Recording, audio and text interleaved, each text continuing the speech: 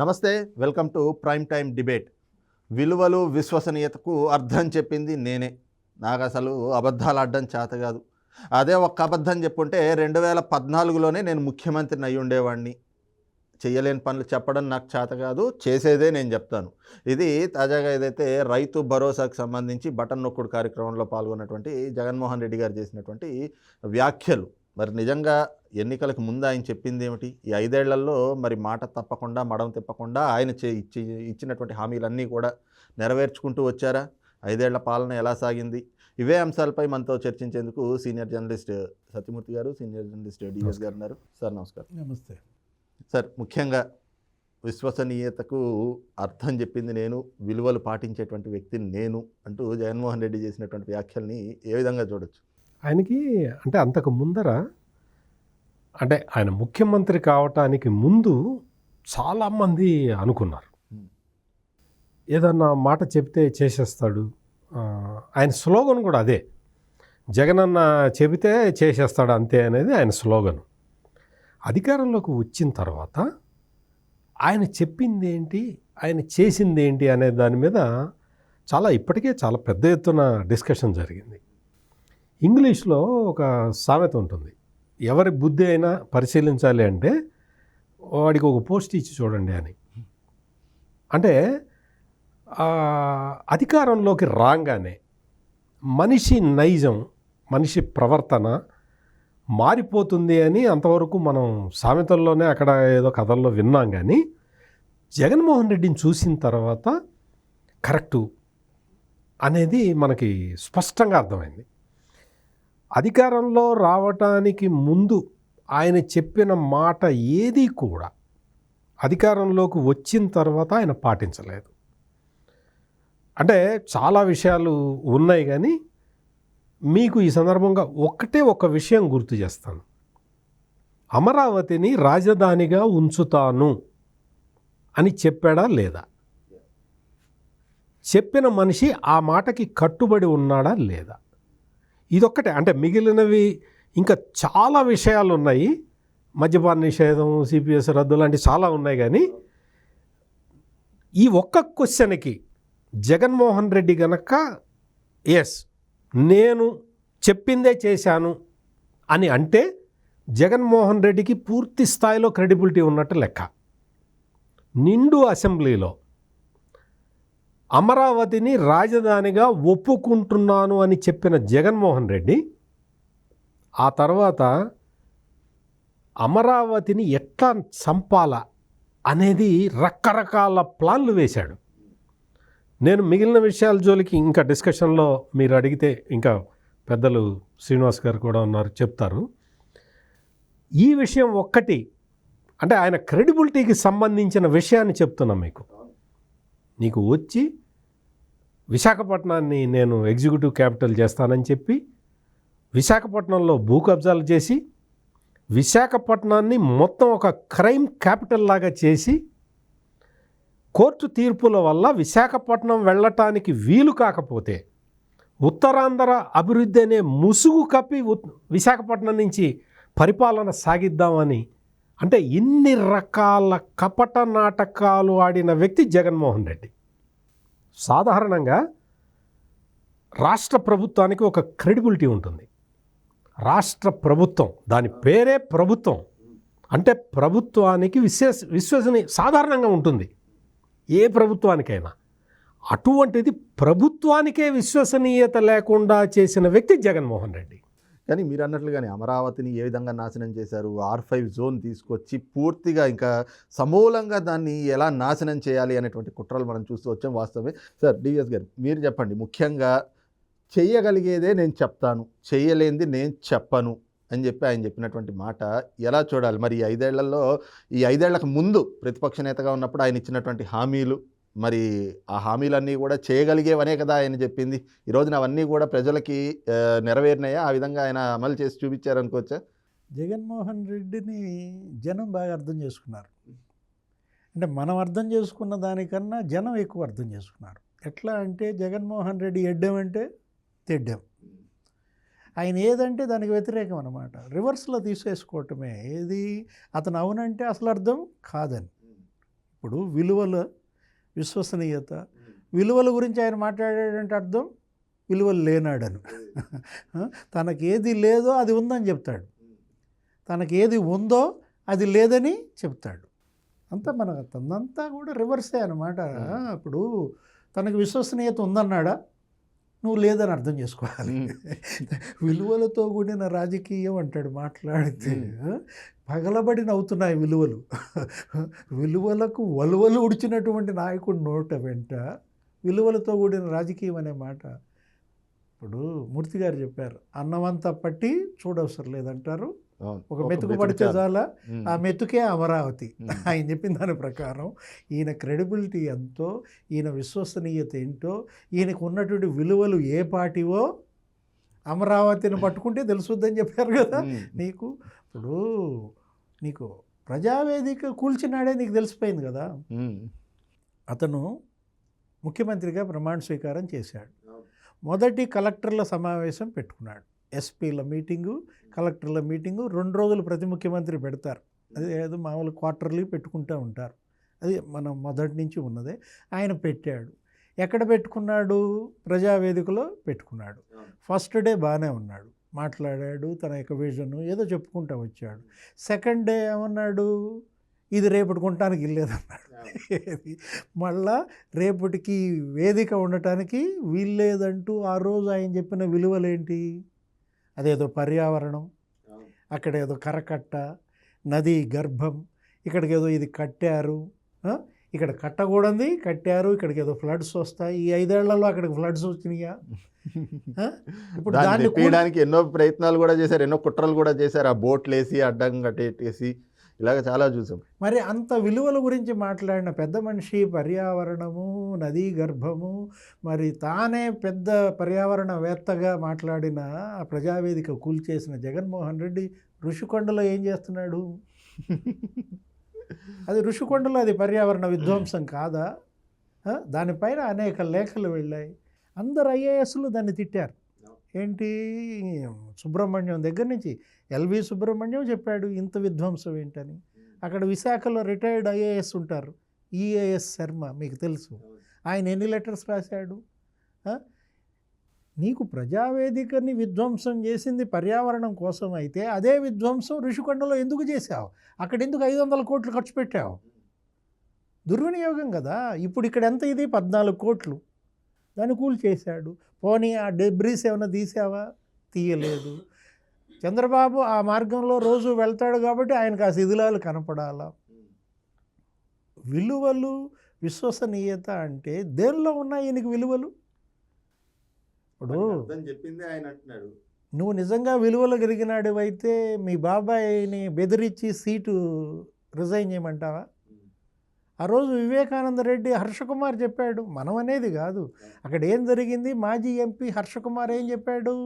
Vivekananda Reddy parliament లాబీలో నుంచి అటు వెళ్ళిపోయాడు.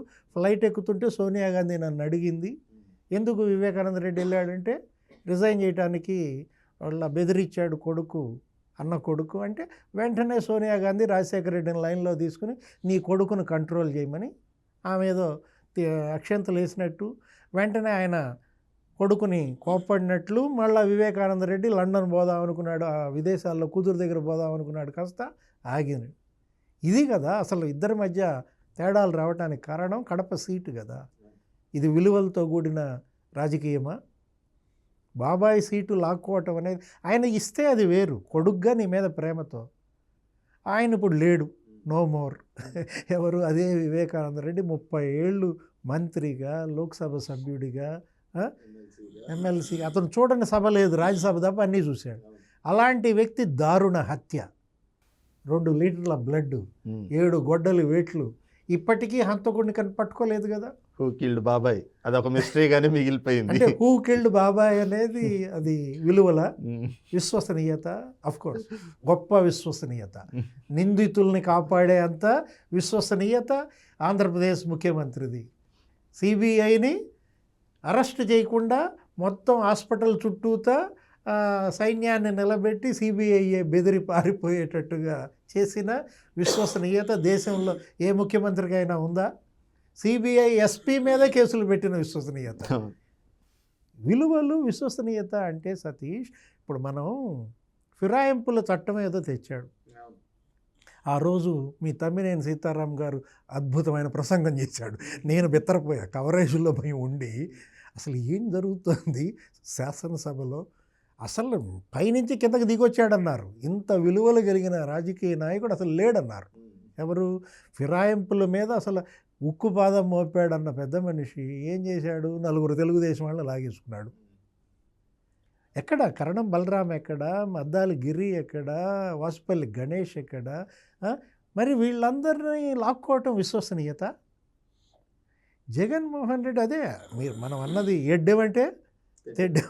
అయితే ఇక్కడ ఇంకొక మాట ఏమిటి అంటే, ఆయన చెప్పింది ఎన్నికలకు ముందు కూడా, అంటే ఇవన్నీ ఎన్నికల తర్వాత ఆయన అధికారంలోకి వచ్చాక, కానీ అధికారంలోకి రాకముందు ఆయన చేసినటువంటి నినాదం ఆ పార్టీ నాయకులు కూడా, మాట తప్పడు మడమ తిప్పడు, జగనన్న మాట ఇచ్చాడంటే అది నెరవేరుస్తాడు అని చెప్పి ఆయన కూడా ఈరోజు అదే చెప్తున్నాడు, నేను చేయగలిగిందే చెప్తాను, చేయలేనిది చెప్పను అని.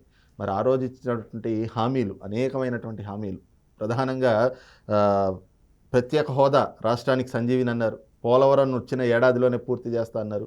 ఇలాంటి హామీల విషయంలో మరి ఆయన చేయగలిగేవే చెప్తామని చెప్పి 25 ఎంపీ స్థానాలు ఇమ్మన్నారు. మరి ఇవాళకి అది తేలే. ఎంత మేర హామీలు అమలు చేశానంటున్నాడు? 99%. దాన్ని రివర్స్ చేసుకో. అతను ఏది మాట్లాడి ఇందాక అన్నావు కదా, తెడ్డేవంటే నువ్వు ఎడ్డేవన్నమాట.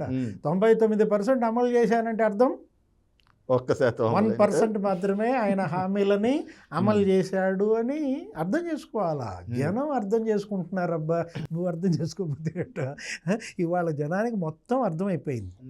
ఏది ఇప్పుడు మీరు చెప్పారు కదా, పోలవరం ఏమైంది, అమరావతి ఏమైంది, మూర్తి గారు చెప్పారు. అక్కడే ఉంటానన్నాడు, నేను ఇల్లు కట్టుకున్నాను అన్నాడు. ఇక్కడ ఉండటానికి ఇల్లు కట్టుకున్నాను, నాకు ఓట్లు వేయమని అడిగారు కదా, అమరావతి ప్రజలు ఓట్లు వేశారు కదా. గెలిపించింది ఎవరిని? అక్కడ అమరావతి కాదు, చుట్టుపక్కల అంతా కూడా గెలిపించింది జగన్మోహన్ రెడ్డి పార్టీని. ఆ గెలిపించిన వాళ్ళకి వీళ్ళు చేసింది ఏంటి? దాన్ని ఎడారని, దాన్ని శ్మశానం అని. మళ్ళా రేపొద్దున వెళ్ళి అక్కడ ఓట్లు అడుగుతారా? ఎడారిలో మళ్ళా ఓట్లు అడుగుతారా శ్మశానంలో? ఇదా విలువలు? ఇదే విశ్వసనీయత? శ్మశానాల్లో ఉండే వాళ్ళ ఓట్లు కావాలన్నమాట ఈరోజు జగన్మోహన్ రెడ్డికి. సరే, అయితే ముఖ్యంగా సత్యమూర్తి గారు మీరు చెప్పండి, ఈ రోజున ఒక్క అబద్ధం నేను చెప్పి ఉంటే, ఎందుకంటే నేను సత్యహరిశ్చంద్రుడికి జిరాక్స్ కాపీ నేను ఆ రోజున ఒక్క అబద్ధం చెప్పుంటే 2014లోనే నేను ముఖ్యమంత్రిని అయి ఉండేవాడిని అని ఒక కొత్త ప్రచారాన్ని ఈరోజు ప్రజల్లోకి తీసుకెళ్తా ఉన్నారు. ఆయన చెప్పడమే కాదు, వాళ్ళ పార్టీ నాయకులందరితో కూడా ఇది ఒక క్యాంపెయిన్ చేపిస్తూ ఉన్నారు. మరి ఏమిటయ్యా హామీ అంటే కూడా, ఆ రోజున రైతు రుణమాఫీ ఏదో 87,000 కోట్ల రూపాయలు అవుతుంది, మరి రైతుల్ని నాకు మోసం చేయడం ఇష్టం లేదు, నా రైతన్నులే రాష్ట్రానికి వెన్నెముక, రైతన్నలే నా విశ్వాసం, నా ధైర్యం అని చెప్పేసి అని చెప్తున్నారు. నిజానికి నిలువెత్తు రూపాన్ని నేను అని చెప్పుకుంటా ఉన్నారు. మరి దాన్ని ఎలా చూస్తాం? మామూలుగా జిరాక్స్ సత్యహరిశ్చంద్రుడికి జిరాక్స్ కాపీ అన్నారు.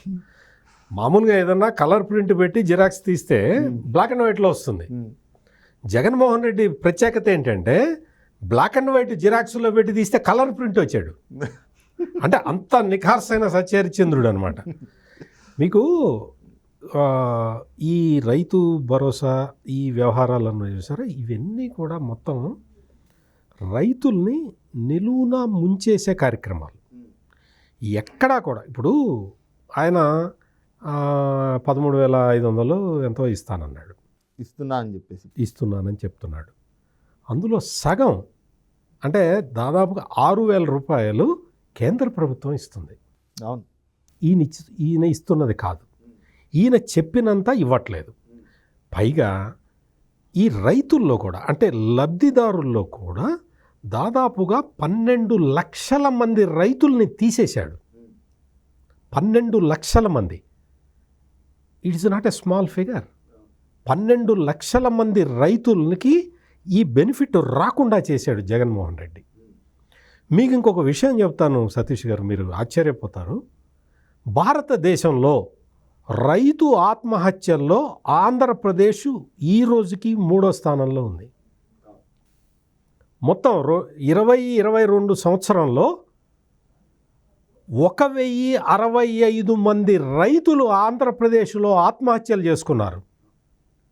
దేశంలో 3వ స్థానం. మొదటి స్థానంలో మహారాష్ట్ర ఉంటే, 2వ స్థానంలో కర్ణాటక ఉంటే, 3వ స్థానంలో ఆంధ్రప్రదేశ్ ఉంది.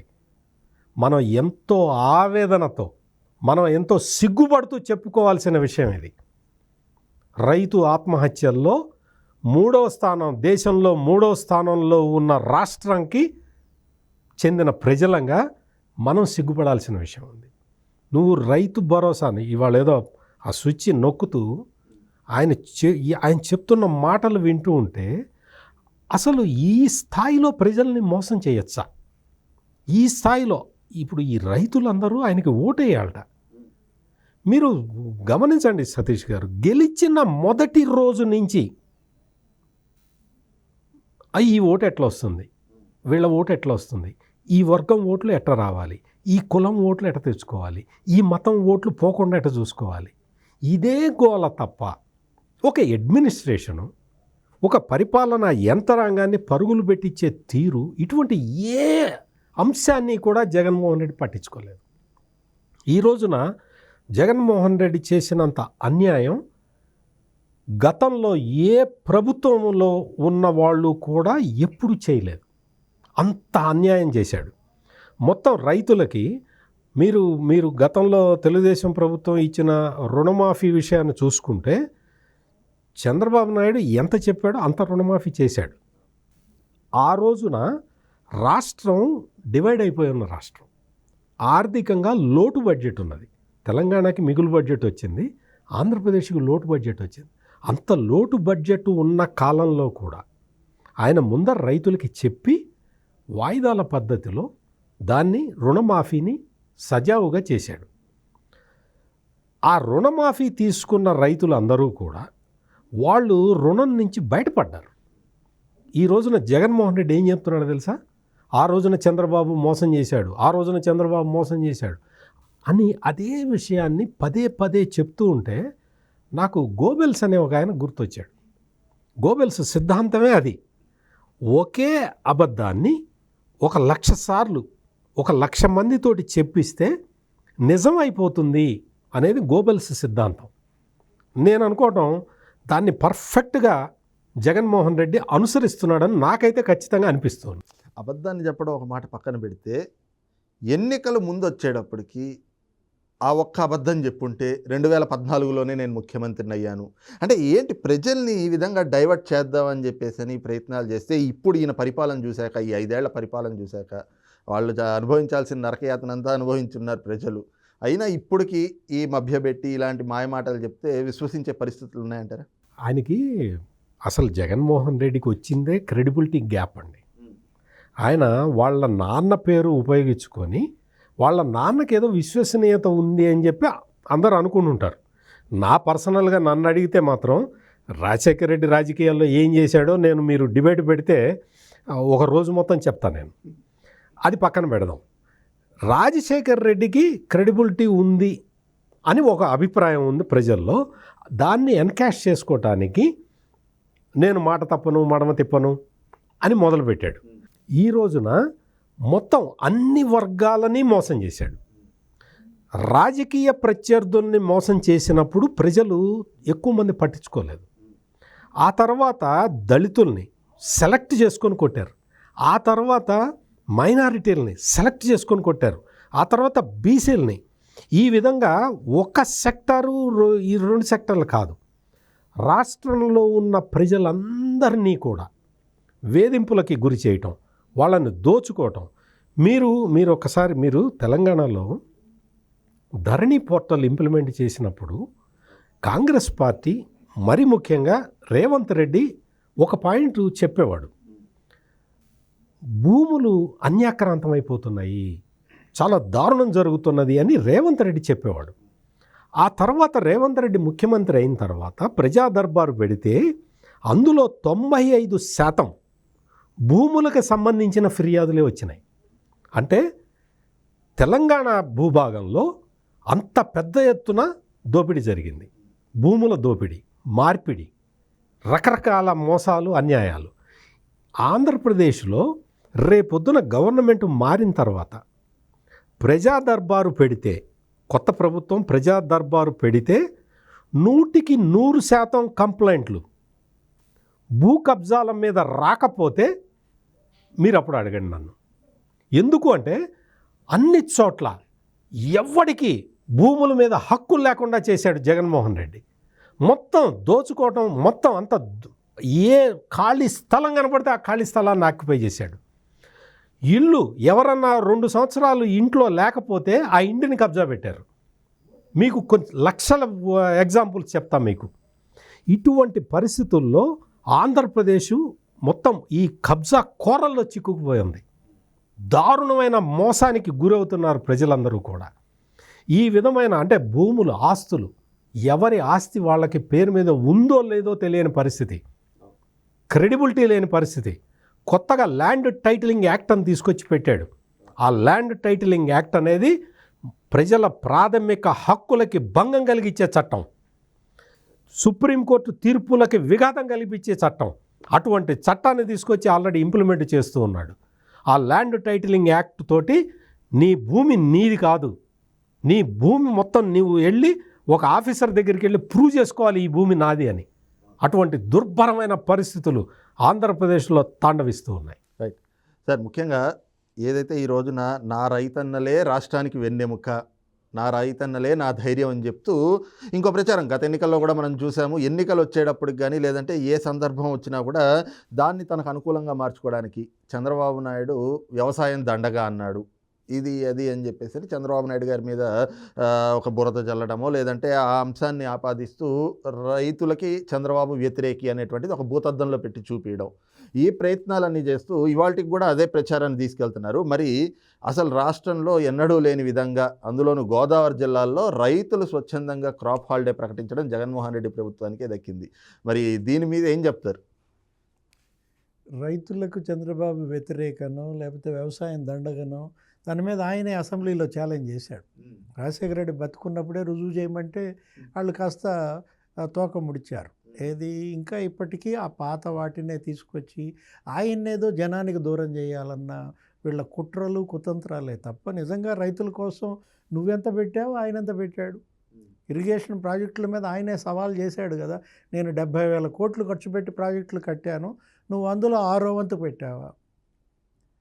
తీమని అన్న దాంట్లో అక్కడే నీకు రైతు మీద ప్రేమ తెలుస్తుంది కదా. ఇప్పుడు మూర్తి గారు చెప్పారు, ఇప్పుడు రైతులే కాదు మహిళలకు ఏమని చెప్పాడు. ఇప్పుడు ఇవాళ ప్రధాన సెక్షన్స్ ఏంటి, అటు రైతులు, ఇటు మహిళలు, ఇటు యూత్. మహిళలకి మద్యపాన నిషేధం చేస్తానన్నాడు, చేశాడా? 1,25,000 కోట్ల మద్యం అమ్మాడు. ఆ మద్యం కూడా ఏంటి, నాసిరకం మద్యం.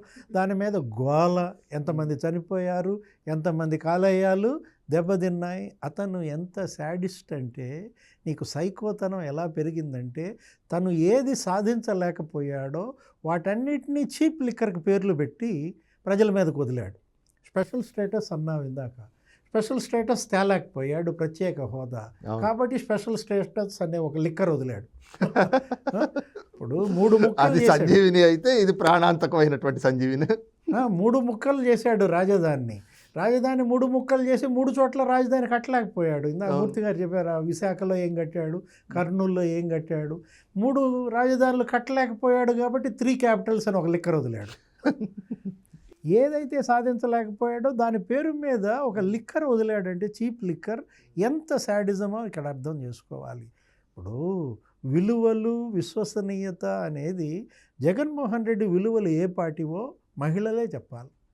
జగన్మోహన్ రెడ్డి విలువలు ఎట్లాంటియో ఇందాక రైతుల గురించి వాళ్ళు చెప్పాలి, యూత్ చెప్పాలి. ఏది ఏమని చెప్పాడు, 2,30,000 ఉద్యోగాలు పెడతానన్నాడు, పెట్టాడా? పెట్టకపోగా ఏం చేశాడు, అసలు నోటిఫికేషనే లేదు.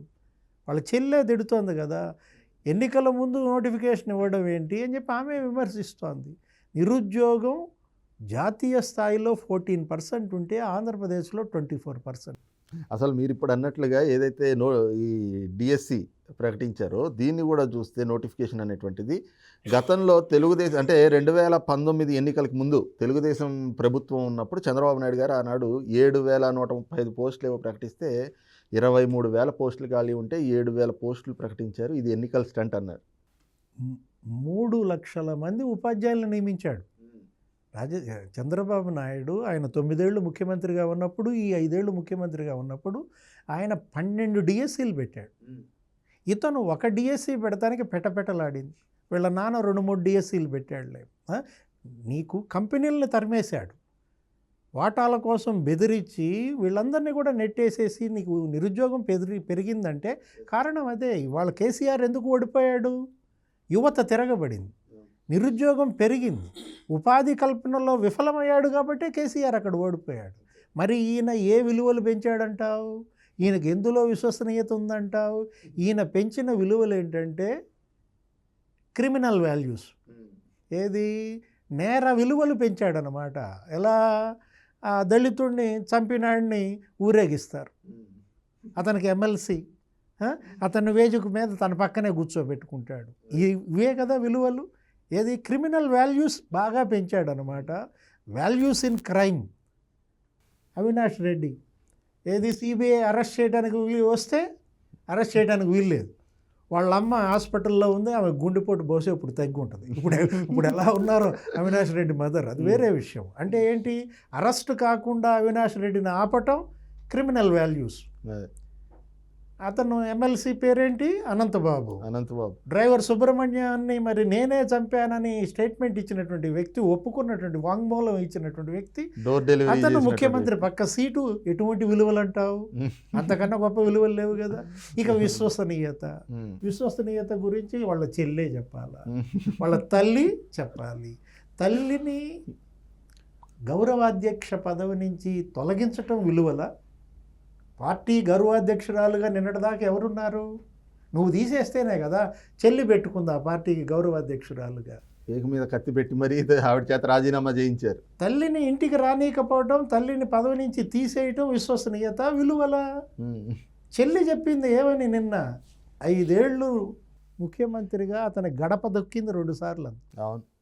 అదా విలువలు?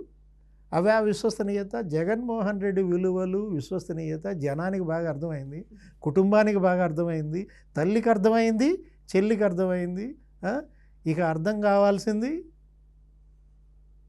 కేంద్రానికే అర్థం కావాలి, బీజేపీకి అర్థం కావాలి.